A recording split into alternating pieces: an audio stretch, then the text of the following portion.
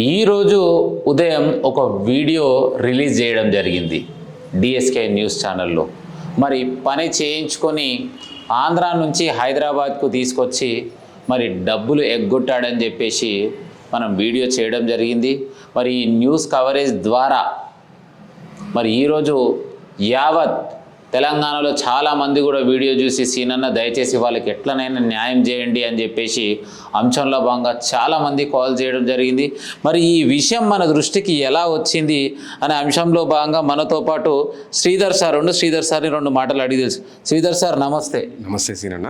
చెప్పాలి సార్, మరి ఎందు గురించి అసలు ఏమైంది, మీ కాలనీలో వీళ్ళు ఎందుకు ఉన్నారు, మీరు సమాచారం ఇవ్వాల్సినటువంటి అవసరం ఏమొచ్చింది? సాధారణంగా నేను నా నేచర్ అది, ఎక్కడైనా అన్యాయం జరిగితే కానీ మాట్లాడాలనుకుంటాను, కొట్లాలనుకుంటాను, ఎక్కడైనా తక్కువ ఉంటే అక్కడ చేయాలనుకుంటాను, ఎక్కడైనా చీకటి లైట్ పెట్టాలనుకుంటాను, నైజం అనమాట. అయితే నేను ఇంటికి వచ్చేపోయే దారిలో వీళ్ళని చూసిన అనమాట.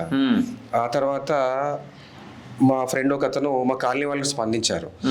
మా కాలనీ కొంతమంది ఫ్రెండ్స్, అన్న ఇట్లా వాళ్ళు చెట్టు కింద పడుకున్నారు, కొద్ది రోజుల నుంచి వారం నుంచి పడుకున్నారు, తిండి తిప్పలేక పడుకున్నారు, అసలు ఏందో అర్థం కావట్లేదు, ఏదో అన్యాయం జరిగినట్టున్నది, మీరు రావాలి అంటే అప్పుడు పరిగెత్తుకెళ్ళి అక్కడ నిలబడి చూసిన వాళ్ళని వివరాలు కనుక్కున్నాను అనమాట. ఏం జరిగింది, ఎట్లా ఏంటని కనుక్కున్నాను. కనుక్కున్న తర్వాత నాకు వెంటనే మీకు ఫోన్ అనిపించింది. మా గొంగడి సీనన్న అంటే ఇంకా టైగర్ సీనన్న కదా, సో అన్నని దింపితేనే ఇక్కడ న్యాయం జరుగుతుంది, నేను ఒక్కడిని కొట్లాడలేను, నా వల్ల కాదు అని చెప్పేసి వెంటనే మీకు ఫోన్ చేయడం జరిగింది. అప్పుడు మీరు వచ్చిన తర్వాత మా కాలనీ వాళ్ళు వచ్చారు, తర్వాత మీరు పోలీస్ స్టేషన్ ఫోన్ చేయడం జరిగింది, తర్వాత పోలీసులు కూడా వచ్చారు, అన్ని రకరకాలుగా ఎంక్వైరీ చేసినాము, చాలా మంది వచ్చారు. ఫైనల్ గా అక్కడ నీకు క్లోజింగ్ అయ్యే టైం ఏ టైం కావచ్చు? దాదాపు నేను 10:30కి మీకు ఫోన్ చేసిన రాత్రి. అవును, రాత్రి.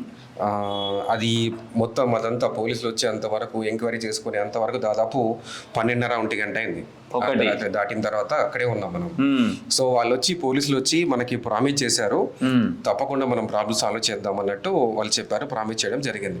ఆ తర్వాత అక్కడి నుంచి వెళ్ళిపోయిన తర్వాత నేను ఆఫీస్కి వెళ్ళాను. పొద్దున ఈరోజు ఆఫీస్కి వెళ్ళాను, లేట్గానే వెళ్ళాను, కానీ నాకు మనసు అంతా ఇక్కడే ఉన్నది.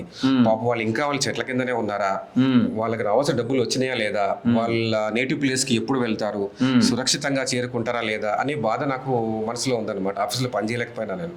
సో అందుకోసం మిమ్మల్ని డిస్టర్బ్ చేయాల్సి వచ్చింది. అన్న ఏమైంది అన్న నేను చాలాసార్లు ఫోన్ చేసిన. అప్పుడు మీరు పోలీసు వాళ్ళతో సంప్రదిస్తున్నాను, నేను ప్రాబ్లమ్ సాల్వ్ చేస్తాను, నేను ప్రామిస్ చేస్తున్నాను, వాళ్ళ సమస్య తీరుస్తాను, మీరు నాకు ప్రామిస్ చేయడం జరిగింది. అందుకోసం సైలెంట్ కూర్చున్నాను ఆఫీస్కి వెళ్ళి ఇంటికి వచ్చినా కూడా మీకు ఫోన్ చేశాను, ఏమన్నా గుడ్ న్యూస్ ఉందా, వాళ్ళకి సమస్య తీరిందా లేదా అని. అప్పుడు మీరు ఎప్పుడైతే నాకు చెప్పారో ఓకే ప్రాబ్లం సాల్వ్ అయిపోయింది, ఆ రామకృష్ణ పర్సన్ నేను గట్టిగా పట్టి అడిగాను, వాడిని బెదిరించాను, గట్టిగా మందలించాను, డబ్బులు ఇస్తానన్నాడు, ఇప్పుడు వస్తాడు, ఇప్పుడు ఇస్తాడు అని చాలాసార్లు చెప్పారు.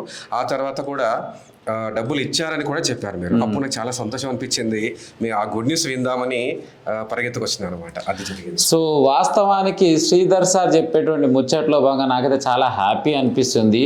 ఏదేమైనా కూడా ఎక్కడ ఏదన్నా ఆపద ఉందన్నప్పుడు సమాచారం ఇవ్వడం అనేది ప్రతి ఒక్కరు ముందుండాలి. సో తను గట్టి నమ్మకంతో డిఎస్కే న్యూస్ ఛానల్ జర్నలిస్ట్ గొంగడి సీనన్నని కనుక సంప్రదించినట్టయితే దీనిపైన న్యాయ పోరాటం ఉంటుందనే గొప్ప నమ్మకంతో రాత్రి 10:30 ఫోన్ చేయడంతో మరి నిద్రపోతున్న నేను లేచి అక్కడికి వెళ్ళి మరి వాళ్ళ దగ్గర నుంచి క్లియర్గా సమాచారం అడిగి తెలుసుకోవడం జరిగింది. నైటు ఏదైతే రామకృష్ణకు కూడా మనం కాల్ చేసి ఏంది ఇది నిజమా కాదా అని చెప్పేసి సమాచారాన్ని తెలుసుకోవడం జరిగింది. మరి బాలాపూర్ పోలీస్ స్టేషన్కి సంబంధించినటువంటి మరి సిఐ గారికి కాల్ చేయడంతో తక్షణమే సిఐ గారు స్పందించి సీను తప్పకుండా నేను పోలీసుల్ని పంపిస్తున్నా అని చెప్పేసి ఎస్ఐ గారిని పంపేయడం జరిగింది. మరి అదేవిధంగా ఆ బిల్డింగ్కి సంబంధించినటువంటి ఓనర్ కడారి అంజయ్ గారు కూడా అక్కడికి రావడం జరిగింది. అక్కడికి వచ్చేసి ఇది నిజమా కాదా అనే అంశం పైన తనకి కాల్ చేయడం జరిగింది.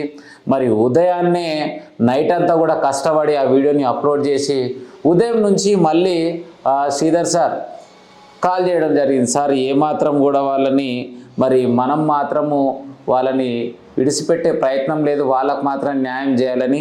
మరి మధ్యాహ్నం సమయం చూసుకున్నట్టయితే మరి నాకున్నటువంటి టైంలో భాగంగా ఈరోజు ఎక్కడ కూడా షెడ్యూల్ తీసుకోకుండా వాస్తవానికి మొత్తం మీద ప్రయత్నం మొత్తం వీళ్ళ కోసమే ఈరోజు జర్నీ చూడొచ్చు.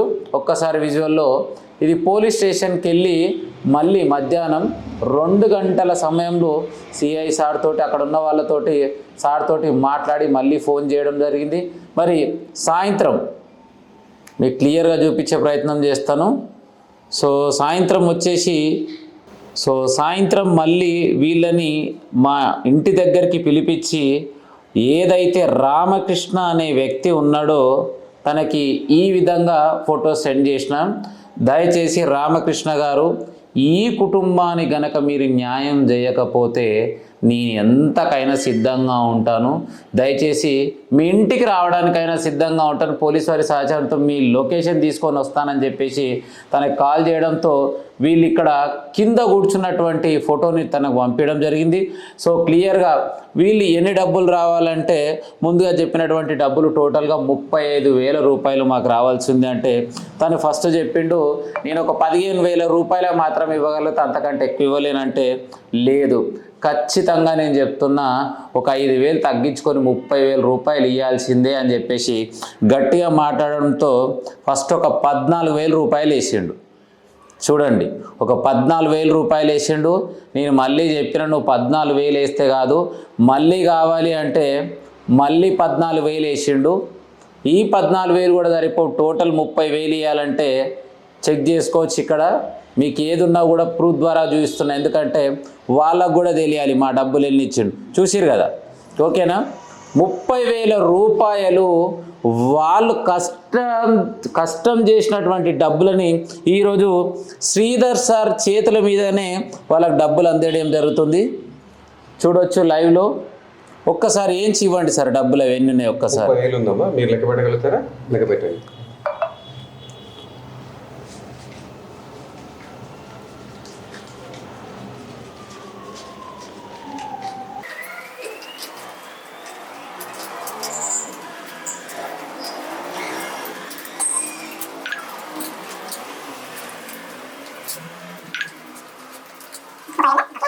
సో రైట్, మరి శ్రీధర్ సార్ చేతుల మీదుగా వాళ్ళ డబ్బులను అయితే 30,000 రూపాయలు ఏదైతే రామకృష్ణ ఇచ్చినటువంటి డబ్బులని అందజేయడం జరిగింది. మరి రాత్రి తన ఆవేదన వ్యక్తం చేస్తూ మరి బాధపడుతున్నటువంటి మహిళ మనతో పాటు ఉన్నది. మరి రాత్రి ఏదైతే మేము కష్టం చేసి మా డబ్బులు ఇవ్వలేదని ఆవేదన వ్యక్తం చేస్తున్నటువంటి మహిళ మనతో పాటు. అమ్మ చెప్పాలి, మరి ఇప్పుడు నీకు ఎలా అనిపిస్తుంది? నాకు ఇప్పుడు చాలా హ్యాపీగా ఉంది సార్. మేము ఇక్కడ వారం కాదు ఇంకొక నెలలు ఉన్నా సరే మాకు హెల్ప్ చేసే వాళ్ళు ఎవరు కనిపించడం లేదు. పోలీసు వాళ్ళ ద్వారా కూడా మాకు న్యాయం జరగదని జరిగింది. పోలీసు వాళ్ళు కూడా సహాయ సహకారాలు అందించారు. మీరు చర్య తీసుకున్న తర్వాత సార్ వాళ్ళు కూడా కొంచెం ముందుకు వచ్చారు. మా ఆవేదన చూసి సార్ వాళ్ళు మీకు కంప్లైంట్. సో వాస్తవానికైతే డబ్బులకు సంబంధించినటువంటి విషయంలో భాగంగా పోలీసులు అనేది సివిల్ మ్యాటర్ ఉంటుంది. ఏదున్న సహాయం అంటే మాట సాయం చేస్తాడు తప్ప డబ్బులు ఇప్పించే రైట్స్ ఉండయి. కాకపోతే ఏంటంటే జర్నలిస్ట్ గొంగడి సీనన్ ఉన్న తెలివిని మొత్తం ప్రయోగించి మీకోసము రాత్రి నుంచి ఇప్పటి వరకు మళ్ళీ రాత్రికి ఇప్పటి రాత్రి 10 గంటలు ఒక 24 గంటల లోపల మీకు వచ్చేటి డబ్బులు ఏవైతున్నాయో వాటిని హ్యాపీగా ఫ్రెండ్లీగా అతని దగ్గరికి తీసుకొని ఇవ్వడం మాత్రమే జరిగింది. సో ఫైనల్గా ఏం చెప్తావు? నాకు చాలా ఆనందంగా ఉంది సార్. మీ వల్లే మాకు జరిగింది. మాకు రావనుకున్న ఆశోదులు కొన్ని డబ్బులు కూడా కొంత మీరు చర్య తీసుకోవడం వల్లే మాకు ఆనందం కలిగింది. మా పిల్లలు చాలా కష్టపడ్డారు, చాలా ఇచ్చేసారు. మాకు ప్రయోజనం అనిపించలా. మా పిల్లలు కూడా ఇడిచిపెట్టేమ్మా, ఇంకెందుకు మన ఛార్జీలు వేస్ట్ అవుతున్నాయి, మన కష్టం వేస్ట్ అవుతుంది, ఇంకా వాళ్ళు ఇచ్చే లెక్క లేరు, ఇడిచిపెట్టేమ్మా అన్నారు. నా బిడ్డల కష్టం నేను కళ్ళాడితో చూశాను కాబట్టి వాళ్ళ కష్టం వృధా అవ్వకూడదని నేను ప్రయత్నించాను. కానీ మాకు సపోర్ట్గా నిలిచిన మీ అందరికీ ధన్యవాదాలు. సో నువ్వేం చెప్తావు బ్రదర్? నాకైతే చాలా ఆనందంగా ఉంది సార్. మీరిద్దరు లేకపోతే మా డబ్బులు మాకు రావు అనుకున్నాం, కానీ మీరు ఒక అడుగు ముందుకేసి మా కష్టాన్ని చూశారు కాబట్టి మీ వల్ల మా అమౌంట్ మాకు వచ్చింది. సో రైట్, ఫైనల్గా శ్రీధర్ సార్ మరి ఏ విధంగా ఛానల్ గురించి తన సందేశాన్ని మరి ఫైనల్గా డిఎస్కే న్యూస్ ఛానల్ చూస్తున్నటువంటి ప్రేక్షక దేవుళ్ళకి ఏం చెప్తారు సార్? డిఎస్కే ఛానల్ అంటే మనం ఫ్రెండ్స్గా ఉన్నప్పటి చూస్తున్నాను. అలాగే యూట్యూబ్లో మీరు పెట్టే వీడియోస్ చూస్తుంటాను. రకరకాల సమస్యలు మీరు ఎలా పోరాడుతుంటారు నేను చూస్తుంటాను. సో అవన్నీ టీవీలో చూసినవి లేదంటే ఫోన్లో చూసినవి కదా. సో నిన్న మాత్రం జరిగింది ప్రత్యక్షంగా చూసినాను. మీరు ఎలా మాట్లాడతారో ఎలా అప్రోచ్ అవుతారో అనేది నేను ప్రత్యక్షం చూడడం జరిగింది. మోరోవర్ మనం సక్సెస్ అయినాం, ఇది ఒక ఘన విజయంగా నేను భావిస్తున్నాను. వాళ్ళ కష్టాజితం వాళ్ళకి చెందింది కదా, సో చాలా నాకు కూడా చాలా గర్వకారణంగా ఉన్నది. నేను చాలా గొప్పగా చెప్పుకుంటాను అనమాట. నా వల్ల ఒక కుటుంబానికి ముఖ్యంగా స్త్రీలకి అట్లాంటి దుర్భరమైన పరిస్థితుల నుంచి బయటకు వచ్చి వాళ్ళ డబ్బులు వాళ్ళకి వచ్చినాయి, రేపు వాళ్ళు సురక్షితంగా వాళ్ళ ఇంటికి వెళ్తారు, సంతోషంగా ఉంటారని భావిస్తున్నాను. సో మనం ఇది సాధించిన ఒక ఘన విజయంగా డిఎస్కే ఛానల్, ఇది గొంగడి సీనన్న విజయంగా భావిస్తాను. Thank you. సో రైట్, ఏది ఏమైనా కూడా డిఎస్కే న్యూస్ ఛానల్ ఉన్నది ప్రజల కోసమే. ఇది ఛానల్ పెట్టింది ఎలాంటి ప్రాఫిట్ సంపాదించడానికి కాదు, ఏదైనా ప్రజల సమస్యలు తీర్చడానికి మాత్రమే. సో ఏదైతే వీడియో చూసినటువంటి ప్రేక్షక దేవులు ప్రతి ఒక్కరు సబ్స్క్రైబ్ చేసుకోండి, సపోర్ట్ చేయండి. Thank you. ఉంటాం అలీగా.